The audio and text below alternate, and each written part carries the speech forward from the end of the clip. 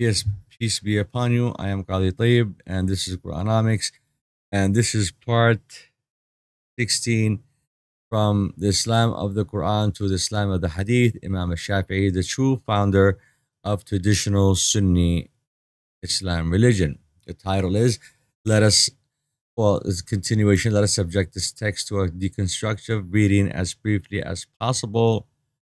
Part 2. We are into number 6.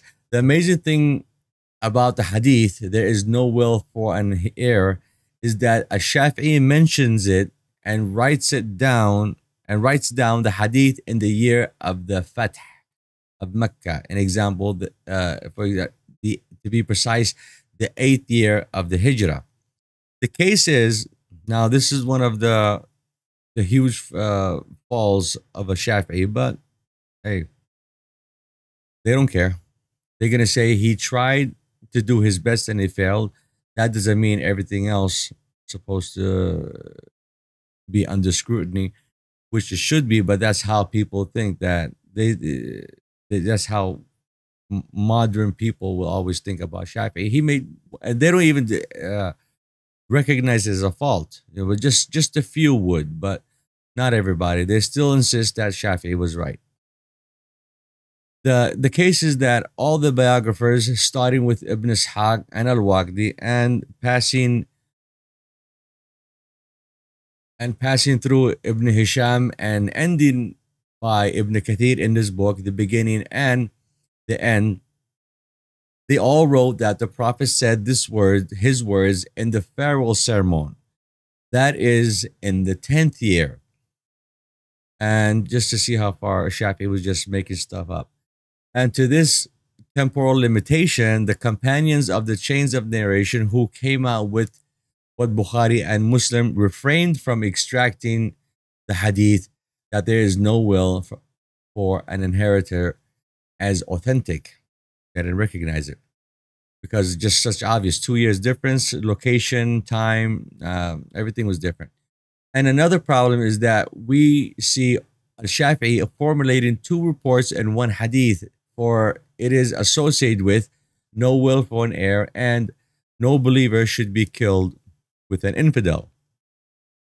In the case, the second part was not mentioned in the narration of the people of Maghazi in the ceremony of the conquest of Mecca or farewell of Hajj, but rather it was narrated by those who narrated in a different place and time. He just sandwiched everything together.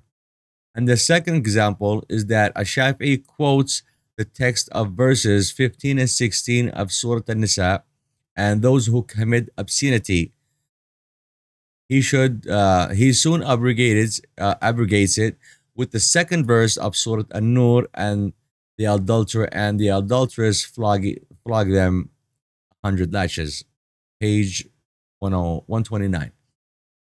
The flogging is imposed by Al-Shafi'i and hidden from his awareness that verses 15 and 16 of Surah An-Nisa, specifically about women, requires 4 witnesses. We're talking about women with women, as in lesbian, women with women, that requires 4 witnesses, or the punishment is suspended, and thus intervenes the la'n mechanism, the swearing and damning.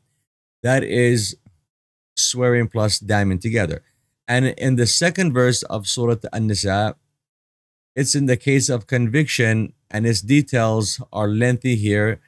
And in it, the summary is that the hadith of lashing abrogates the Quran, and then abrogating the hadith of lashing with the actual incidents of stoning, even though stoning is not an Islamic ruling, it's a Jewish ruling that the Muslims of Medina, when witnessed that the Jews were still carrying it out, and they associated with the Prophet Muhammad. We don't know for sure if Prophet Muhammad did it. There are reports that he did it, but there is nothing in the Quran officially that there is stoning. Nothing. But in that time, the Jews, it was in the Torah, and the Jews were using it, were doing it. So Part B. Abrogating the Sunnah by the Sunnah. It seems Al-Shafi'i mechanism of abrogating and abrogated is similar to a mechanism that circles itself. After he abrogated the Quran, with his emphasis that the second verse of Surah An-Nur abrogated verses 15 and 16, and after he abrogated the Quran with the Sunnah by emphasizing that the Hadith of stoning abrogated the verses of lashing. We see him abrogating the Sunnah by the Sunnah, or in a more identical expression, verbal Sunnah by actual Sunnah, that the actual Sunnah supersedes the verbal Sunnah. Thus, not only does the abrogator become abrogated, but also abrogates the abrogated, who was once an abrogator, becomes in turn abrogated. I like that. Let me repeat that just to get it through. Thus, not only does the abrogator become abrogated, but also abrogates the abrogated, who was once an abrogator, becomes in turn abrogated. So the hunter becomes the hunted, and the hunted becomes the hunter, and so on and so on. This is how Shafi'i works. So if you don't keep an open eye and a sharp eye and take it step by step, and don't look at it from the Shafi'i's view, look at it from out of the box, from far away, you can see the picture.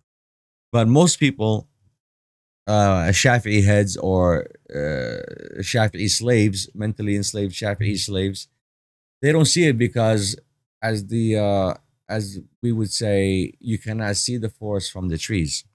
And that's exactly what happened with the Sunni religion. They cannot see because there's so much garbage going on. They don't have the time, they don't have the patience. Plus of all, the level, the pedestal that they put these scholars on is so high, it's even greater than God. So you could see these traditional Muslims do things that will anger God, but as long as it does not anger the scholars, they're fine. They would dare to anger God, but they do not dare to anger the scholars. That's how much of a rap Shafi'i has these people under his wings. So we're going to be on, this is the end of part 16. I'm Khalid Tayyib, this is Qur'anomics, and we'll see you again in part 17. Thank you for watching.